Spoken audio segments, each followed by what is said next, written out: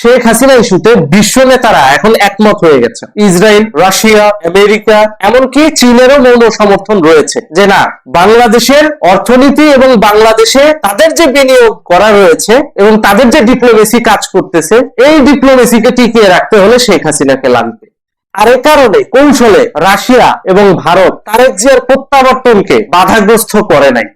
তারেক জিয়া আসছে বাংলাদেশে, সে তার পার্টি নিয়ে তার লোকজনদেরকে সে সামলাবে, অর্থাৎ ভাই তোর লোক তুই সামলা, হাসিনার লোক হাসিনা সামলাবে, মাঝখানে যেগুলো থাকবে স্বাধীনতা বিরোধী গোষ্ঠী, এরাই পাকিস্তান পন্থী, এরাই জঙ্গি, এই জঙ্গিবাদ নির্মূলে বাংলাদেশকে আন্তর্জাতিকভাবে সহযোগিতা করবে পুরো বিশ্ব।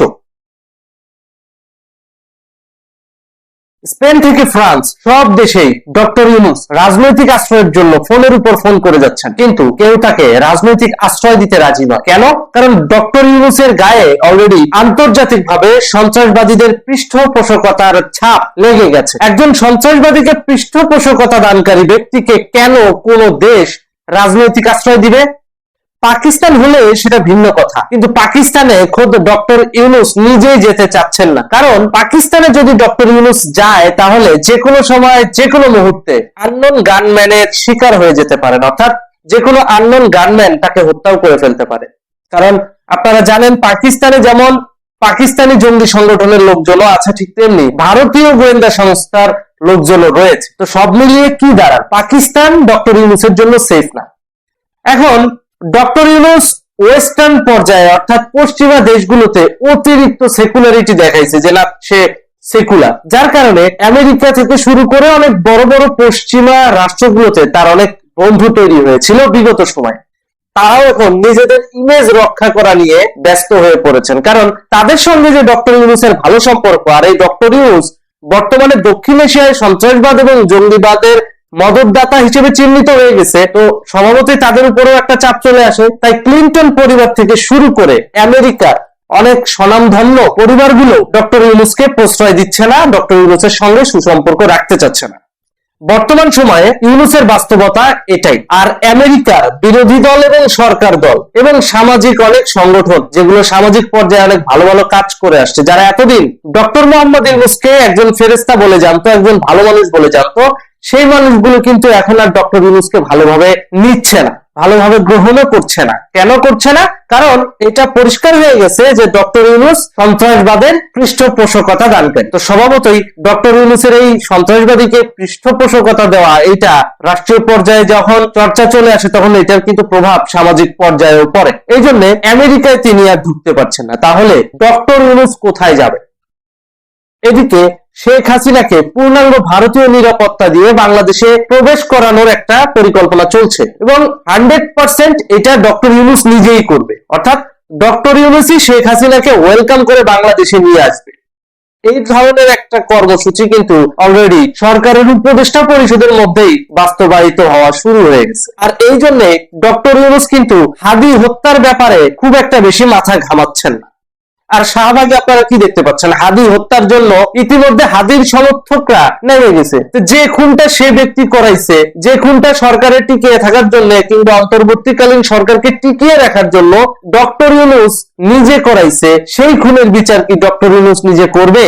তাহলে তো নিজের গলায় নিজে ফাঁসি দেওয়া হয়, এবং ডক্টর ইউনূস সেটা করবে না। শেষ মুহূর্তে ডক্টর ইউনূস এখন ভারত সহ যেই সমস্ত রাষ্ট্র শেখ হাসিনাকে ফিরিয়ে নিয়ে আসতে চাচ্ছে বাংলাদেশে, সেই সমস্ত রাষ্ট্রের কাছে আকুতি মিনতি করছে যে অন্তত পক্ষে তার জীবন রক্ষা করা হোক। সে এখন চটভট করে পালানোর ধান্দায় রয়েছে, মানে লাগেজ পাতিও গুছানো শেষ। তার মানে বুঝতে পারছেন ভেতরে ভেতরে কি গেমটা চলতেছে। সব থেকে মজার ব্যাপার হচ্ছে শেখ হাসিনা ইস্যুতে বিশ্ব নেতারা এখন একমত হয়ে গেছে। ইসরায়েল, রাশিয়া, আমেরিকা, এমনকি চীনেরও মৌন সমর্থন রয়েছে যে না, বাংলাদেশের অর্থনীতি এবং বাংলাদেশে তাদের যে বিনিয়োগ করা রয়েছে এবং তাদের যে ডিপ্লোমেসি কাজ করতেছে, এই ডিপ্লোমেসিকে টিকিয়ে রাখতে হলে শেখ হাসিনাকে লাগবে। আর এ কারণে কৌশলে রাশিয়া এবং ভারত তারেক জিয়ার প্রত্যাবর্তনকে বাধাগ্রস্ত করে নাই। তারেক জিয়া আসছে বাংলাদেশে, সে তার পার্টি নিয়ে তার লোকজনদেরকে সে সামলাবে, অর্থাৎ ভাই তোর লোক তুই সামলা, হাসিনার লোক হাসিনা সামলাবে, মাঝখানে যেগুলো থাকবে স্বাধীনতা বিরোধী গোষ্ঠী, এরাই পাকিস্তান পন্থী, এরাই জঙ্গি, এই জঙ্গিবাদ নির্মূলে বাংলাদেশকে আন্তর্জাতিকভাবে সহযোগিতা করবে পুরো বিশ্ব। মানে বুঝতে পারছেন?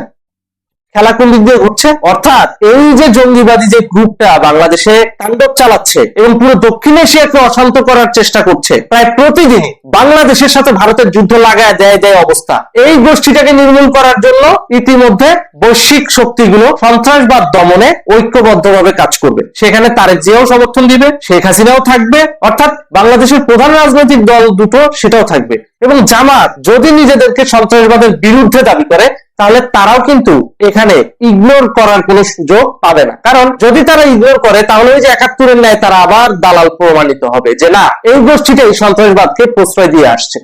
আর ইতিমধ্যে আতাউর রহমান বিক্রমপুরীকেও কিন্তু অ্যারেস্ট করা হয়ে গেছে। আস্তে আস্তে অনেক জুলাই যোদ্ধার নাম করে যে সমস্ত মৌলবাদী জঙ্গিবাদী গোষ্ঠী বাংলাদেশে আক্রমণ চালিয়েছে, প্রত্যেকে গ্রেপ্তার হবে। সুতরাং ভাই, যে যার জায়গা থেকে পালাও, নাইলে পিঠের চামড়া আর থাকবে না। কারণ এখন তোমাদের ঘাড়ের উপর গণতান্ত্রিক শক্তি আইনানুগ ভাবে চেপে বসবে এবং এটা ইন্টারন্যাশনালি লিগ্যাল। পাকিস্তানও তোমাদের বাঁচাইতে পারবে না, কারণ পাকিস্তান নিজেই আছে অর্থনৈতিক স্যাংশন খাওয়ার চাপে। কারণ আপনারা জানেন FATF নামে একটা সংস্থা আছে, আন্তর্জাতিক সংস্থা, তারা ইতিমধ্যে পাকিস্তানকে কিন্তু নোটিশ দিয়েছে, শোকজ করেছে যে তোমরা যদি সাম্প্রদায়িক দাঙ্গা এবং মৌলবাদী গোষ্ঠীদেরকে পৃষ্ঠপোষকতা বন্ধ না করো, সন্ত্রাসবাদকে পৃষ্ঠপোষকতা দেওয়া বন্ধ না করো, তাহলে ভবিষ্যতে FATF ইন্টারন্যাশনালি পাকিস্তানি কারেন্সিকে স্যাংশন দিয়ে দিবে। তখন কিন্তু ইন্টারন্যাশনালি পাকিস্তানকে অর্থনৈতিকভাবে অনেক কড়াকড়ি বিধিনিষেধের মধ্য দিয়ে যেতে হবে। আর পাকিস্তান সেটা যাবে না, কারণ ইতিমধ্যে পাকিস্তান কিন্তু দৌড়ের উপরে আছে। বাংলাদেশের 1 টাকা সমান ওদের দেশের এখনই 3 টাকা।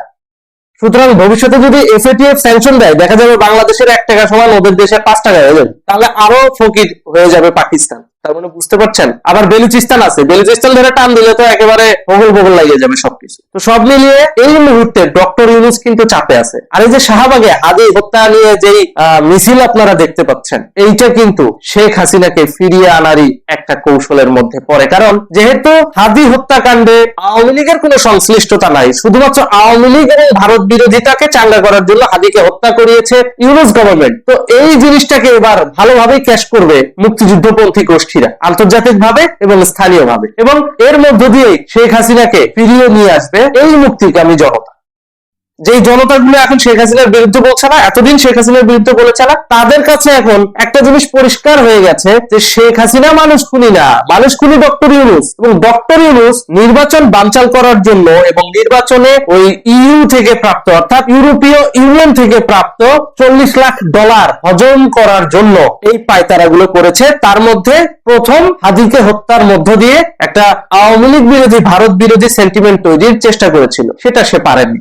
এখন হাদি হত্যার এই প্রকল্প তো ফেল করছে। এখন ডক্টর ইউনূস এমনি নিজের পেট বাঁচাইতে এবং পেট বাঁচাইতে ভাগবে, কিন্তু কোথায় যাবে? কোনো দেশই তো তাকে কোনো সমর্থন দিচ্ছে না, কোনো দেশই তাকে কোনো রাজনৈতিক আশ্রয় দিচ্ছে না। কারণ যে দেশটা রাজনৈতিক আশ্রয় দিবে ওই দেশটাই বিতর্কিত হবে, ডক্টর ইউনূসের কারণে বিতর্কিত হবে যে ভাই তুই তো তোর দেশে একজন মৌলবাদী জঙ্গি পৃষ্ঠপোষকতা দানকারী ব্যক্তিকে রেখেছিস, সে তো নোবেলজয়ী ব্যক্তি হলেও দিন শেষে সন্ত্রাসবাদকে পয়সা দেয়, দিন শেষে জঙ্গিবাদকে পয়সা দেয়, দিন শেষে মৌলবাদকে পয়সা দেয়, তখন ওই দেশটা আন্তর্জাতিকভাবে আরো বিতর্কিত হয়ে পড়বে। এই জন্য অনেক দেশই ডক্টর ইউনূসকে আশ্রয় দিতে যাচ্ছেন। তো সব মিলিয়ে বুঝতেই পারছেন একটা আন্তর্জাতিক চাপের মধ্যে দিয়ে যাচ্ছে ডক্টর ইউনূস এবং পাকিস্তানি গোষ্ঠী। শুধু তাই নয়, মধ্যপ্রাচ্য, আরব আমিরাতের অনেক দেশকে ফোন করে করে ডক্টর ইউনূস প্রতিনিয়ত বলছে যে আমাকে একটু রাজনৈতিক আশ্রয় দেন। কিন্তু আরব দেশগুলো এই ব্যাপারে ইগনোর করে যাচ্ছে, কারণ পশ্চিমাদের ইশারা ছাড়া মধ্যপ্রাচ্য চলে না, এটা আপনারা খুব ভালো করেই জানেন। কারণ তাদের যে তেলের বাজার, এই তেলের বাজার পুরোটাই নিয়ন্ত্রণ করে পশ্চিমা। সুতরাং সুযোগ নাই এখানে পশ্চিমাদের প্রেসক্রিপশন ছাড়া ডক্টর ইউনূস কোনো জায়গায় মুভ করবে। সুতরাং বুঝতেই পারছেন এখানে একটা বিশাল আন্তর্জাতিক গেমের মধ্য দিয়ে যেতে হচ্ছে অন্তর্বর্তীকালীন সরকারকে, এবং খুব শীঘ্রই অন্তর্বর্তীকালীন সরকার নিজের পিঠ এবং পেট বাঁচাতে শেখ হাসিনাকে বাংলাদেশে ওয়েল রিসিপশন দিয়ে নিয়ে আসবে, এবং সে ব্যাপারে অলরেডি ভেতরে ভেতরে কথা হচ্ছে। গত 24 তারিখ অর্থাৎ 24 ডিসেম্বর রাশিয়ার প্রেসিডেন্ট ভ্লাদিমির পুতিনের একটা চিঠি ইতিমধ্যে ডক্টর ইউনূসের হাতে চলে গেছে। আরো যদি বিস্তারিত ভাবে বলি তাহলে বলবো যে ডক্টর ইউনূস এখন পুরো বিশ্ব চাপে রয়েছে এই কারণে, কারণ শেখ হাসিনা ইস্যুতে আমেরিকাও যেমন সম্মতি দিয়েছে, রাশিয়াও সম্মতি দিয়েছে, এবং ইন্টারনালি অর্থাৎ বাংলাদেশের ভেতরে যে রাজনৈতিক দলগুলো রয়েছে যারা প্রগতিশীল এবং মুক্তিযুদ্ধের পক্ষে, বাম ডান মিলায়া সবাই কিন্তু ওই আন্তর্জাতিক গোষ্ঠীর ওই কর্মকাণ্ডকে সমর্থন দিতে বাধ্য। কেন? কারণ এই আন্তর্জাতিক গোষ্ঠীগুলাই এই বাম ডান আর এই যে বিএনপি এই গোষ্ঠীটাকে এতদিন কূটনৈতিক ভাবে পেট্রোলাইজ বা পৃষ্ঠপোষকতা দান করেছে। এটা গণতান্ত্রিক ধারার অংশ। কিন্তু এই যে গণতান্ত্রিক ধারা, এই গণতান্ত্রিক ধারায় একটা বিষয় পরিষ্কার হয়ে গেছে যে কারো ব্যক্তি পছন্দ অপছন্দ দিয়ে কখনো রাষ্ট্র চলে না। আর এই কারণেই তারেক জিয়াও কিন্তু তার ব্যক্তিগত ভাবে যেহেতু শেখ হাসিনাকে সে পছন্দ করে না, সে কিন্তু সেটা বলার সুযোগটাও পাচ্ছে না, কারণ এখানে আন্তর্জাতিক মেকানিজম কাজ করতেছে, এখানে ওরও একটা প্রক্সি রোল আছে, সেটাও ও প্লে করবে।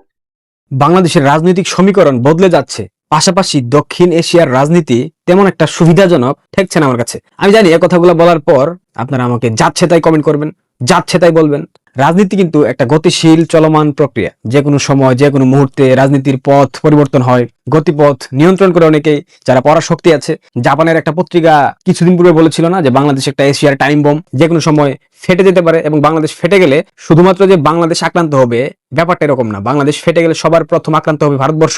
বিশেষ করে বাংলাদেশের সাথে যে সীমান্তবর্তী অঞ্চল আছে সেই অঞ্চল, প্রতিবেশী আরো যতগুলো রাষ্ট্র আছে, ভারত আক্রান্ত হলে চীন আক্রান্ত হবে, চীন আক্রান্ত হলে পাকিস্তান তো আক্রমণাত্মক ভঙ্গিতে আছে সবসময়, আফগানিস্তানের উপর প্রভাব পড়বে, নেপাল, ভুটান, সবকিছুর উপর প্রভাব পড়বে। সো বাংলাদেশ এশিয়ার টাইম বোম, এটা এমনি এমনি বলা হয়নি। বাংলাদেশের রাজনৈতিক প্রেক্ষাপট পরিবর্তন হচ্ছে, রাজনৈতিক সমীকরণ বদলে যাচ্ছে। যেমনটা দেখতে পাচ্ছি দক্ষিণ এশিয়ার রাজনীতিতে একের পর এক নতুন নতুন নাটক মঞ্চায়িত হচ্ছে। তারেক রহমান আজ থেকে প্রায় 1.5 মাস কিংবা 1 মাস পূর্বে তিনি বলেছিলেন তার দেশে ফিরে আসাটা শুধুমাত্র তার সিদ্ধান্তের উপর নির্ভরশীল নয়। কিন্তু হঠাৎ এমন কি হয়ে গেল, কি এমন গ্রিন সিগন্যাল তারেক রহমান পেয়ে গেলেন যার কারণে তিনি বাংলাদেশে ফিরে গেলেন? তার তো বাংলাদেশে ফেরত যাওয়ার কোনো কথা ছিল না, কিন্তু হঠাৎ ভূরাজনৈতিক যে শক্তিগুলো আছে এশিয়াতে, তারা কি এমন খেলা খেললো, বিশেষ করে ভারত, রাশিয়া, চীন, যার কারণে তারেক রহমান বাংলাদেশে ফিরে গেল? অনেকে বলার চেষ্টা করছে ভারতবর্ষের একটা বিশাল সমর্থন আছে, সমর্থন না থাকলেও একটা ইঙ্গিত হয়তো বা তারা দিয়েছিল। সমর্থন দেওয়া, সরাসরি সমর্থন দেওয়া, ইঙ্গিত দেওয়া মানে হচ্ছে আপনাকে একটা ইঙ্গিত দিচ্ছে যে আপনি চাইলেও করতে পারেন, না চাইলেও করতে পারেন, এটা আপনার উপর নির্ভরশীল। সেজন্যই বললাম ভারতের হয়তো বা একটা ইঙ্গিত ছিল। আমি কিন্তু নিশ্চিত হয়ে বলতেছি না, একটা আনুমানিক কথা বললাম। আমি এসব কিছু নিয়ে ভাবছি না। ভূরাজনৈতিক পরিবর্তন হচ্ছে, বাংলাদেশের রাজনৈতিক সমীকরণ বদলে যাচ্ছে, এসব কোনো কিছুতেই আমার মাথা ব্যথা নাই। আমার মাথা ব্যথার জায়গাটা হচ্ছে বাংলাদেশ আওয়ামী লীগের মধ্যে লুকিয়ে থাকা বদমাইশগুলা। একটা শ্রেণী আছে, এদেরকে আমি চুত শ্রেণী হিসেবে অভিহিত করি। এই শ্রেণী সব সময় আওয়ামী লীগের ক্ষতিটাই করেছে। তারা বর্তমান বাস্তবতায় দাঁড়িয়ে বঙ্গবন্ধু কন্যা শেখ হাসিনাকে তারা সঠিক তথ্য দিতে চাচ্ছে না। যে বলয়টা 15 বছর নেত্রীর আশেপাশে ছড়িয়ে ছিটিয়েছিল, সেই একই বলয় এখনো শেখ হাসিনাকে প্রভাবিত করার চেষ্টা করছে, শেখ হাসিনাকে নিয়ন্ত্রণ করার চেষ্টা করছে। আমি একদম নিশ্চিত হয়ে বলতেছি এখনো ভুলভাল তথ্য শেখ হাসিনার কাছে পৌঁছে দিচ্ছে। অ্যাকচুয়ালি কি হচ্ছে বাংলাদেশে, বাংলাদেশের রাজনৈতিক প্রেক্ষাপট কি, বাংলাদেশ আওয়ামী লীগের তৃণমূলের সাংগঠনিক অবস্থা কি, ঢাকার রাজনৈতিক অবস্থা কি, সবকিছু থেকে তাকে দূরে রাখার সর্বোচ্চ চেষ্টা করতেছে এই বিশেষ শ্রেণী। আওয়ামী লীগের এই শ্রেণীর একটা বিরাট বৈশিষ্ট্য আছে, মেসেঞ্জার, হোয়াটসঅ্যাপ, টেলিগ্রাম, সিগন্যাল, একাধিক অ্যাপস। এই অ্যাপস গুলাতে তারা গ্রুপ করলে এক একটা শামীম ওসমানের মতো বাঘ, কিন্তু প্রকৃতপক্ষে এরা এক একটা বিড়াল, লেজ কাটা শিয়ালের মতো। এদের না আছে সাহস, এদের না আছে শক্তি, এদের কিচ্ছু নাই।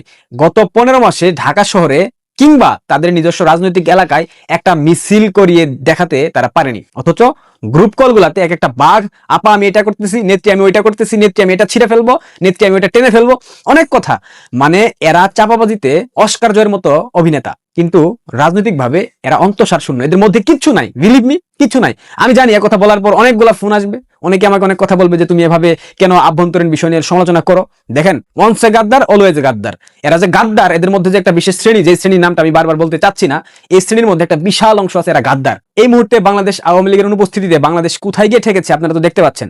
বাংলাদেশের স্বাধীনতার সার্বভৌমত্ব হুমকির মুখে পড়ে গেছে, বাংলাদেশের সামগ্রিক কাঠামো ভেঙে পড়েছে, অর্থনীতি বিপর্যস্ত, বেকারত্ব বাড়তেছে, দেশটা আফগানিস্তানের দিকে আগাচ্ছে, দেশটা ইরাক, সিরিয়া, লিবিয়ার দিকে আগাচ্ছে। চেয়েছি আমরা দেখবো এই দায়টা কি এই তথাকথিত শ্রেণীর নাই? অবশ্যই আছে। জুলাই আগস্টের সেই তথাকথিত জঙ্গি উত্থানের সময় মার্কিন ডিপ স্টেটের কালার রেভুলেশন ফর্মুলা ছিল, আন্তর্জাতিক চক্রান্ত ছিল, আন্তর্জাতিক ষড়যন্ত্র ছিল, দেশীয় ষড়যন্ত্র ছিল, দেশীয় চক্রান্তকারীরা অনেক তৎপর ছিল। এই চক্রান্তকারীদের ষড়যন্ত্রের যে আগুন, এই আগুনে কিন্তু ঘি ঢেলে দিয়েছিল এই তথাকথিত শ্রেণী। তা না হলে গণভবনের তথ্য কিভাবে লিক হতো? কনফিডেন্সিয়াল বিভিন্ন রাষ্ট্রীয় তথ্য কিভাবে ষড়যন্ত্রকারীদের হাতে চলে গেছিল? কিভাবে গেছিল বলেন? নিশ্চয়ই এই চক্রান্তের মধ্যে তারা সম্পৃক্ত ছিল। সম্পৃক্ত যদি নাই থাকতো শেখ হাসিনার বাসভবনের খবর কিভাবে জুলাই জঙ্গিদের কাছে গিয়েছিল, এই উত্তরটা কি সেই তথাকথিত শ্রেণী যাদেরকে বলতে চাচ্ছি তারা কি দিতে পারবেন? পারবেন দিতে? পারবেন না। ডক্টর ইউনূসের আইনজীবীও ছিল এই চক্রের কোনো এক ব্যক্তি, কোনো এক ব্যারিস্টার। নাম নিলে তো আবার পাপ হয়ে যাবে, আমার নাম নিতে চাচ্ছি না, আপনারা বুঝতে পারছেন আমি কার নাম বলতেছি। এই চক্র এতটাই সক্রিয়, এখনো কলকাতার কোন হোটেলের কোন কক্ষে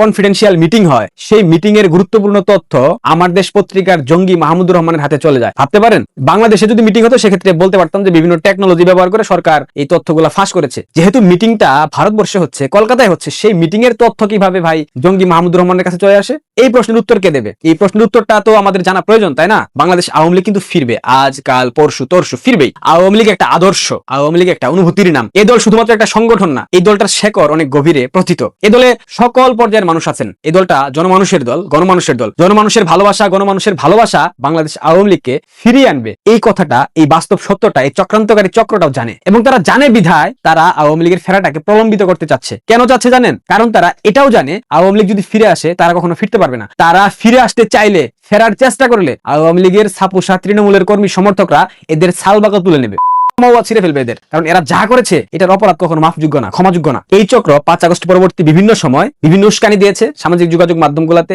তৃণমূলের অসংখ্য নেতাকর্মীকে দায়িত্ব নেওয়ার কথা বলে, আইনি সহায়তা দেওয়ার কথা বলে মিছিলে পাঠিয়েছে, মিছিলে গ্রেফতার হয়েছে, পরবর্তীতে খোঁজ খবর নেয়নি, আইনি সহায়তা দেয়নি, অর্থনৈতিক সহায়তা করেনি। এরকম অসংখ্য উদাহরণ আছে, এরকম অসংখ্য তথ্য প্রমাণ আমাদের কাছে আছে। যদি তারা ভেবে থাকে আমরা কিছুই জানি না, কিছুই শুনিনি, কোনো তথ্য নাই, তাহলে ভুল ভাবছে। 5 আগস্টের পর তৃণমূলের নেতাকর্মীদেরকে মাঠে নামিয়ে দিয়ে, রাস্তায় বিপদের মুখে ঠেলে দিয়ে জামাতের সাথে সম্পর্ক স্থাপন, জামাত বিএনপির সাথে ব্যবসায়িক লেনদেন, জামাতকে ব্যবসার দায়িত্ব তুলে দেওয়া, বিএনপিকে ব্যবসার দায়িত্ব তুলে দেওয়া। আবার অনেক আছে যুবরত্ন, কণ্ঠ, যুবকণ্ঠ, অনেকেই দেখেছি ঢাকা শহরের রাজনীতিতে বিশাল প্রভাবশালী নেতা, 15 মাসে একটা মিছিল করতে পারে নাই, কিন্তু তাদের ব্যবসা প্রতিষ্ঠান ঠিক অক্ষত আছে, জামাতের নেতারা পরিচালনা করছে এবং লাভের টাকা বিদেশে পাঠিয়ে দিচ্ছে। তারা আওয়ামী লীগের শাসনামলে যেটুক সুযোগ সুবিধা ভোগ করেছিল, ব্যবসায়িক সুযোগ সুবিধা, এখন সেটা পাচ্ছে, হয়তো একটু কম পাচ্ছে, কিন্তু নিরাপদে থেকে এইটুক কে দেয়? জামাত বিএনপি তাদেরকে দিচ্ছে। তারা কেন চাইবে বাংলাদেশ আওয়ামী লীগ ফিরে আসুক? তারা তো স্বাভাবিকভাবে চাইবে না, সেটাই তারাও চাচ্ছে না। তৃণমূলের কর্মীদের রক্তের উপর দাঁড়িয়ে জামাত বিএনপিকে ভাই ডাকা, জামাত বিএনপিকে বুকের উপর আগলে নেওয়া, জামাত বিএনপিকে জড়িয়ে ধরা, এটা কিন্তু বিশাল অন্যায়। এই অন্যায়ের কিন্তু বিচার হবে। আপনারা কেউ ভাইবেন না আপনারা ব্যাক করবেন, আইসা